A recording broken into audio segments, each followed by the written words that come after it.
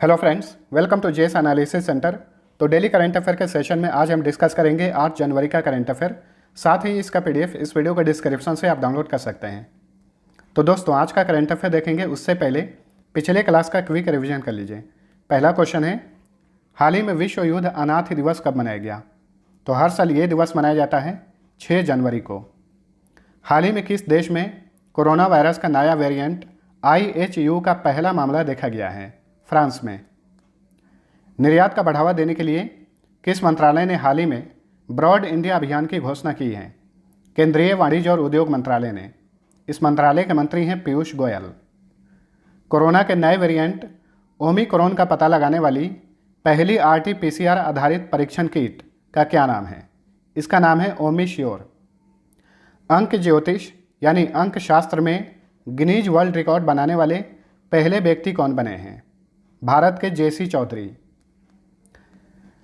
5 से 6 जनवरी 2022 को शैक्षणिक संस्थानों के अंतर्राष्ट्रीय शिक्षा सम्मेलन कहां पर आयोजित किया गया?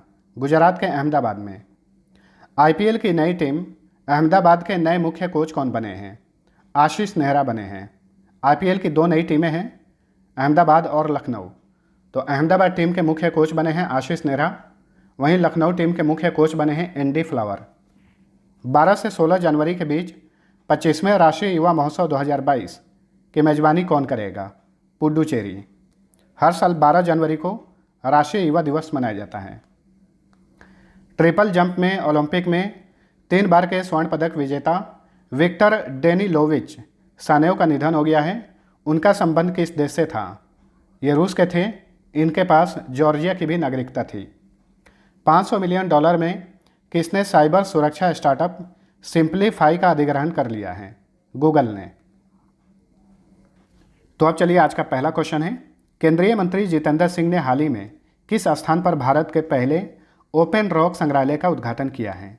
तो वेरी इंपॉर्टेंट क्वेश्चन बनेगा आगामी परीक्षाओं के लिए, इसे याद रखिएगा।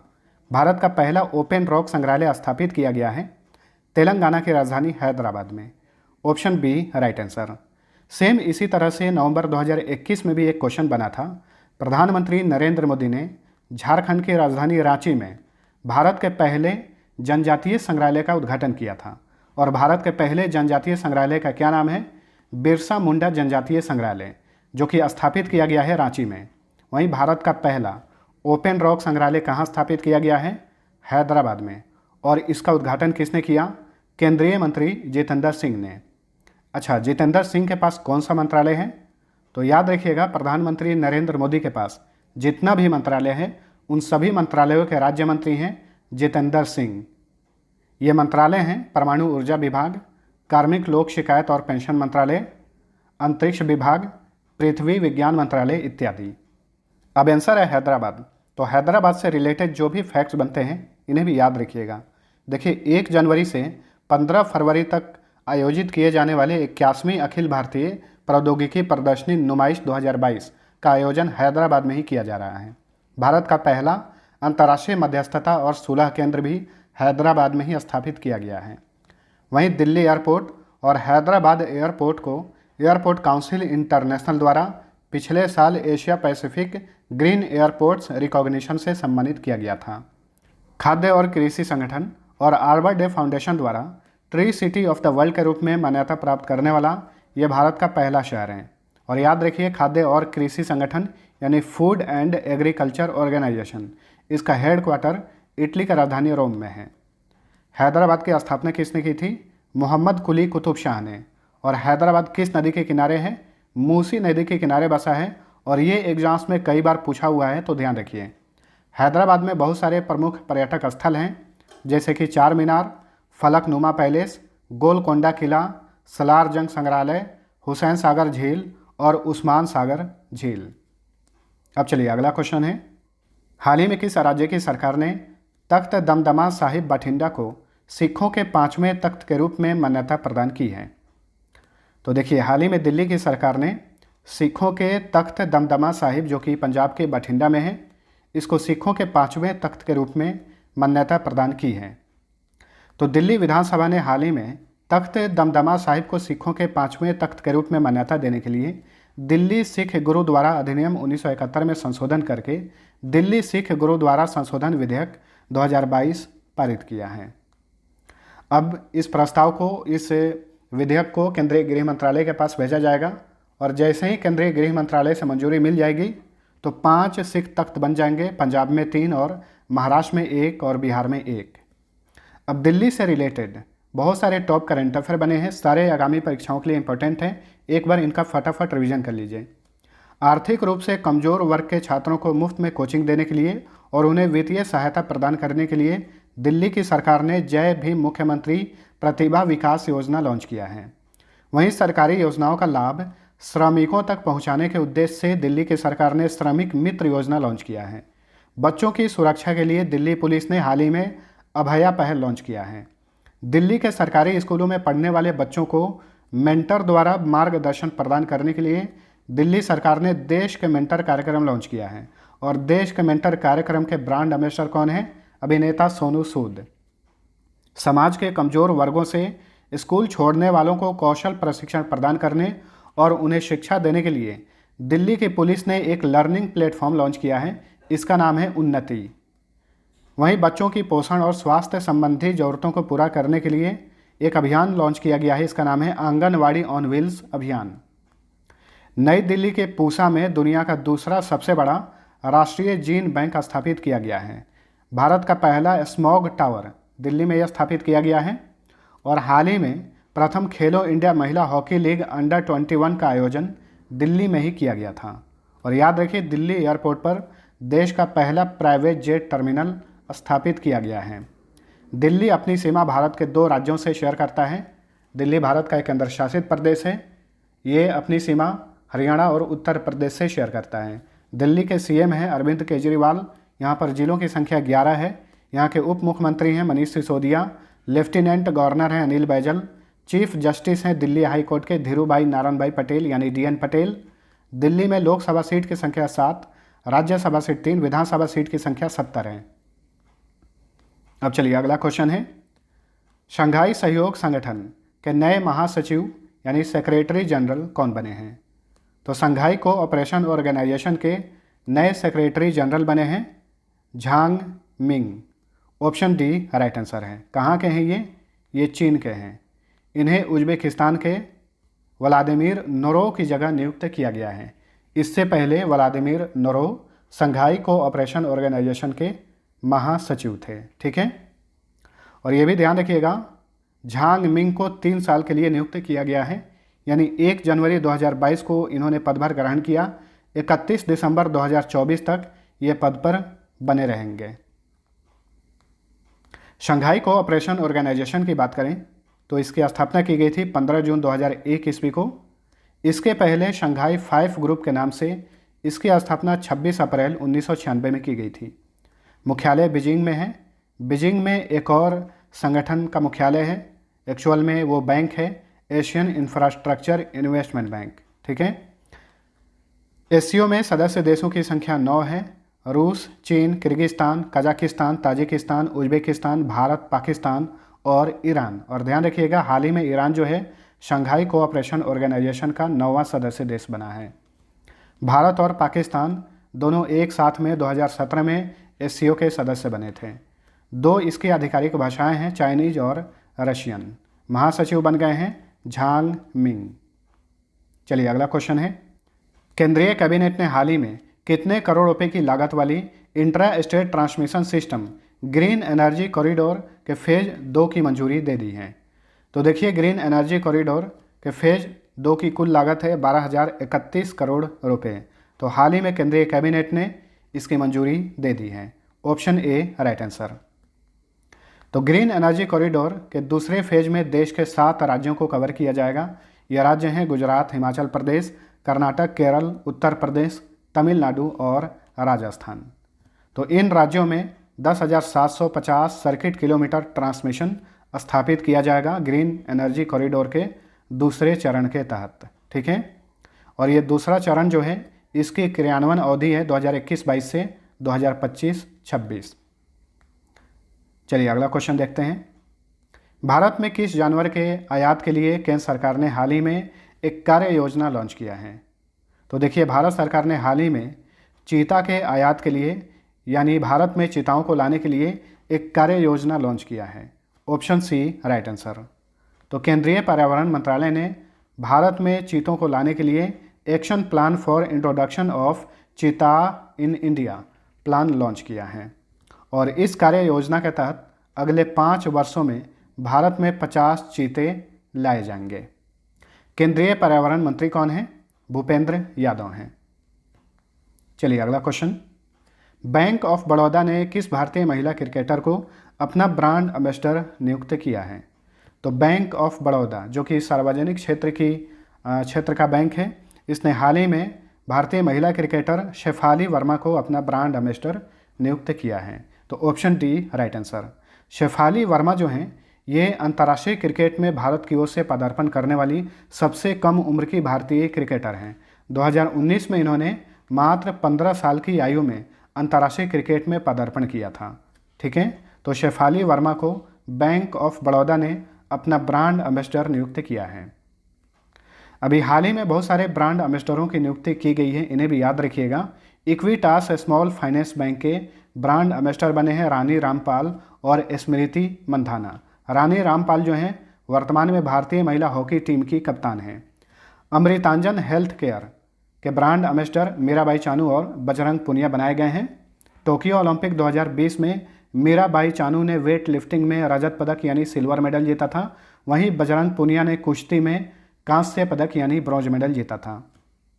कोइन DCX जो कि भारत की क्रिप्टो करेंसी एक्सचेंज है, इसके ब्रांड एम्बेसडर बने अमिताभ बच्चन और आयुष्मान खुराना। कोइन स्विच कुबेर ये भी क्रिप्टो करेंसी एक्सचेंज है भारत की, इसके ब्रांड एम्बेसडर बने हैं अभिनेता रणबीर सिंह। टाटा लाइफ इंश्योरेंस के ब्रांड एम्बेसडर बने हैं athlete Neeraj Chopra. Tokyo Olympic के भारत की ओर से एकमात्र ये स्वर्ण पदक विजेता हैं। इन्होंने भाला फेंक में यानी जेवलिन थ्रो में भारत को स्वर्ण पदक दिलाया था। हाल ही में अरुणाचल प्रदेश की सरकार ने अभिनेता संजय दत्त को अपना ब्रांड एम्बेसडर नियुक्त किया है। किचनवेयर ब्रांड है वंडर शेफ, इसकी ब्रांड एम्बेसडर बनी है अभिनेत्री कृति सेनन। अब जानिए बैंक ऑफ बड़ौदा के बारे में। बैंक ऑफ बड़ौदा की स्थापना 20 जुलाई 1908 में की गई थी। इसके संस्थापक थे सयाजी राव गायकवाड़ तृतीय। बैंक ऑफ बड़ौदा का मुख्यालय गुजरात के वडोदरा में है। बैंक ऑफ बड़ौदा के वर्तमान में चेयरमैन है हसमुख अधिया। प्रबंध निदेशक और मुख्य कार्यकारी अधिकारी हैं संजीव चड्ढा। बैंक ऑफ बड़ौदा का टैगलाइन यानी आदर्श वाक्य है India's international bank. Next, Assam rifles उत्तर के 20वें महानिरीक्षक कौन बने हैं? तो असम राइफल्स उत्तर के 20वें महानिरीक्षक यानी इंस्पेक्टर जनरल बने हैं Vikas Lakhera. Option C right answer. Vikas Lakhera को VPS कौशिक की जगह नियुक्त किया गया है। ठीक है, असम राइफल्स के बारे में जान लीजिए। असम राइफल्स जो है ये भारतीय सेना का सबसे पुराना अर्धसैनिक बल है। बहुत सारे अर्धसैनिक बल हैं जैसे कि BSF, SSB, CISF, CRPF। तो ये जितने भी अर्धसैनिक बल हैं इनमें सबसे पुराना जो है असम राइफल्स ही है और असम राइफल्स को पूर्वोत्तर भारत का प्रहरी कहा जाता है। और ध्यान रखिएगा, असम राइफल्स दोहरी नियंत्रण संरचना यानी डुअल कंट्रोल स्ट्रक्चर वाला भारत का एकमात्र अर्धसैनिक बल है। इस बल का प्रशासनिक नियंत्रण यानी एडमिनिस्ट्रेटिव कंट्रोल गृह मंत्रालय के पास होता है, वहीं संचालन नियंत्रण यानी ऑपरेशनल कंट्रोल जो है भारतीय सेना के पास होता है और भारतीय सेना यह रक्षा मंत्रालय के अधीन काम करता है। तीनों सेनाएं जैसे भारतीय सेना इंडियन आर्मी, भारतीय नौसेना यानी इंडियन नेवी और भारतीय वायुसेना यानी इंडियन एयरफोर्स, ये तीनों सेनाएं रक्षा मंत्रालय के अधीन काम करती है और भारत में जितने भी अर्धसैनिक बल हैं ये सारे के सारे गृह मंत्रालय के अधीन काम करते हैं। इसमें से एक असम राइफल्स भी अर्धसैनिक बल है, लेकिन ये पूरी तरीके से गृह मंत्रालय के अधीन नहीं बल्कि गृह मंत्रालय और रक्षा मंत्रालय दोनों मंत्रालय के अधीन काम करता है। ठीक है, असम राइफल्स की स्थापना 1835 में की गई थी। इसका मुख्यालय मेघालय की राजधानी शिलोंग में है और बाकी के जितने भी अर्धसैनिक बल हैं जैसे कि CISF, CRPF, SSB, BSF, इन सभी का मुख्यालय दिल्ली में है। असम राइफल्स के वर्तमान में महानिदेशक हैं प्रदीप चंद्रन नायर। ये 21वें डायरेक्टर जनरल हैं असम राइफल्स के। अच्छा, इस क्वेश्चन के ऑप्शन में और भी नाम हैं जैसे कि G अशोक कुमार, इन्हें हाल ही में national mission for clean Ganga का डायरेक्टर जनरल बनाया गया है। अलका मित्तल, इन्हें हाल ही में ओएनजीसी का चेयरमैन बनाया गया है और इस तरह से ओएनजीसी के चेयरमैन बनने वाली ये प्रथम महिला बन गई हैं। विनोद कन्नन, ये हाल ही में विस्तारा एयरलाइंस के नए सीईओ बनाए गए हैं। चलिए बढ़ते हैं अगले क्वेश्चन की तरफ। ई पासपोर्ट के क्षेत्र में समाधान विकसित करने के लिए हाल ही में विदेश मंत्रालय ने किस टेक कंपनी के साथ समझौता किया है? तो हाल ही में विदेश मंत्रालय ने टाटा कंसल्टेंसी सर्विसेज के साथ समझौता किया है। किस लिए? ई पासपोर्ट के क्षेत्र में समाधान विकसित करने के लिए। अभी आप लोगों के पास अगर पासपोर्ट होगा तो फिजिकल पासपोर्ट है, लेकिन भारत सरकार चाहती है कि भारत में ई पासपोर्ट भी हो, तो इसी के लिए इस क्षेत्र में समाधान विकसित करने के लिए विदेश मंत्रालय ने टाटा कंसल्टेंसी सर्विसेज के साथ समझौता किया है। ठीक है, टाटा कंसल्टेंसी सर्विसेज और विदेश मंत्रालय के बीच पासपोर्ट सेवा कार्यक्रम के दूसरे चरण के लिए समझौता किया गया है। ये दूसरा चरण है। पहले चरण की शुरुआत कब की गई थी? 2008 में। वहीं टाटा कंसल्टेंसी सर्विसेज जो है ये भारत की सबसे बड़ी आईटी क्षेत्र की कंपनी है। इसकी स्थापना की गई थी 1968 में। मुख्यालय मुंबई में है।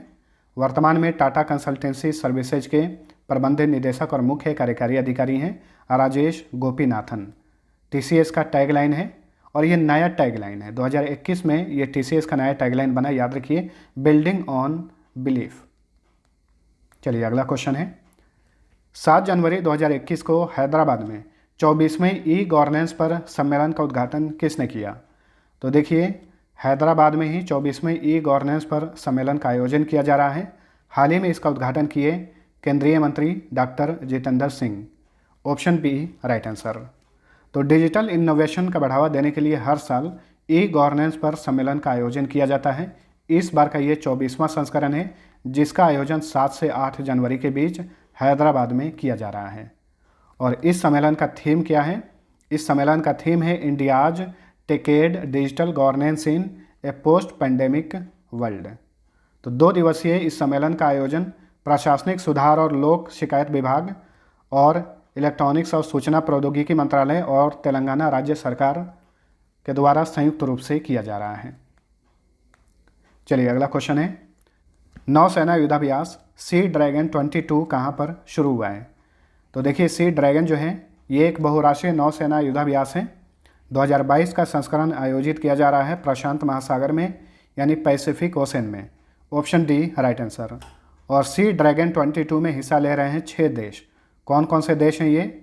Bharat, America, Australia, Canada, Japan और दक्षिण कोरिया। तो सी ड्रैगन जो है ये एक अमेरिकी नेतृत्व वाला बहुराष्ट्रीय अभ्यास है, जिसे हिंद प्रशांत क्षेत्र में पनडुब्बी रोधी युद्ध रणनीति को केंद्र में रखकर हर साल आयोजित किया जाता है। अब चलिए अगला क्वेश्चन देखते हैं। कृषि लागत और मूल्य आयोग के नए चेयरमैन कौन बने हैं? तो कृषि लागत और मूल्य आयोग के नए चेयरमैन बने हैं Vijay Paul Sharma. Option A right answer. Option में और भी नाम हैं, जैसे कि बलदेव प्रकाश, इन्हें हाल ही में जम्मू और कश्मीर बैंक का प्रबंध निदेशक और सीईओ बनाया गया है। ईशिन चिहाना, ये हाल ही में यामाहा मोटर इंडिया के नए चेयरमैन बने हैं। एच.ओ. सूरी, ये हाल ही में इफ्को टोक्यो जनरल इंश्योरेंस के मैनेजिंग डायरेक्टर और सीईओ बनाए गए हैं। वहीं कृषि लागत और मूल्य आयोग के चेयरमैन कौन बने हैं? विजय पॉल शर्मा। इससे पहले भी ये चेयरमैन थे, लेकिन इन्होंने मई 2021 में 5 साल पद पर रहने के बाद इस्तीफा दे दिया था। इन्हें फिर से कृषि लागत और मूल्य आयोग का चेयरमैन बनाया गया है। कृषि लागत और मूल्य आयोग को इंग्लिश में बोलते हैं commission for agricultural costs and prices. ठीक है, तो ये आयोग केंद्रीय कृषि मंत्रालय के तहत एक शीर्ष सलाहकार निकाय है, जिसका काम विभिन्न कारकों को ध्यान में रखकर न्यूनतम समर्थन मूल्य यानी मिनिमम सपोर्ट प्राइस का सिफारिश करना है। इस आयोग की स्थापना कब की गई थी? 8 जनवरी 1965 को, 1900 होगा, 8 जनवरी 1965 में इसकी स्थापना की गई थी। हेडक्वार्टर दिल्ली में है। केंद्रीय कृषि मंत्री कौन है? नरेंद्र सिंह तोमर हैं। नेक्स्ट, हाल ही में सुर्खियों में रही नवीनतम पुस्तक ममता बियॉन्ड 2021 के लेखक कौन हैं? तो ये पुस्तक हाल ही में लॉन्च हुई है, ममता बियॉन्ड 2021। इसके लेखक हैं मशहूर पत्रकार Jayant Ghoshal. Option A right answer. ये जो पुस्तक है ममता बियॉन्ड 2021, ये पश्चिम बंगाल के 2021 के विधानसभा चुनाव के ऊपर आधारित है, जिसमें ममता बनर्जी ने प्रचंड जीत हासिल की थी। पश्चिम बंगाल में विधानसभा सीट की संख्या 294 है, जिसमें इन्होंने 215 सीटें जीती। ठीक है, तो इसी चुनाव पर आधारित ये पुस्तक है ममता बियॉन्ड 2021, जिसके लेखक हैं जयंत घोषाल। अब हाल ही फिलहाल में जितने भी महत्वपूर्ण पुस्तकें लॉन्च हुई हैं, इनका एक बार फटाफट रिवीजन कर लीजिए। इंडियन इनिंग्स के लेखक हैं अयाज मेमन, 1971 के लेखक हैं रचना बिष्ट रावत, रीसोल्ड के लेखक हैं संयुक्त राष्ट्र के पूर्व महासचिव बान की मून, लाल सलाम जो उपन्यास है इसकी लेखिका हैं स्मृति ईरानी, ये केंद्रीय महिला और बाल विकास मंत्री हैं वर्तमान समय में, और इनके करियर का ये पहला ही उपन्यास है, इसका नाम है लाल सलाम। इंडिया वर्सेस यूके के लेखक हैं Syed Akbaruddin, cooking to save your life के लेखक हैं अभिजीत बनर्जी, 2019 में इन्हें अर्थशास्त्र के क्षेत्र में नोबेल प्राइज़ दिया गया था। होम इन द वर्ल्ड के लेखक हैं अमर्त्य सेन, ये भी नोबेल पुरस्कार विजेता हैं, 1998 में इन्हें भी अर्थशास्त्र के क्षेत्र में नोबेल प्राइज़ दिया गया था। By many A happy accident के लेखक हैं भारत के पूर्व उपराष्ट्रपति Hamid Ansari, it's a wonderful life के लेखक हैं Ruskin bond, languages of truth के लेखक हैं सलमान रश्दी, स्टार गेजिंग के लेखक हैं भारत के पूर्व क्रिकेट कोच रवि शास्त्री। अच्छा, रवि शास्त्री को इसी महीने ओमान में प्रोफेशनल जो रिटायर हो चुके क्रिकेटर हैं उनका professional league LLC legend league cricket आयोजित किया जाएगा, उसका कमिश्नर यानी आयुक्त बनाया गया है रवि शास्त्री को।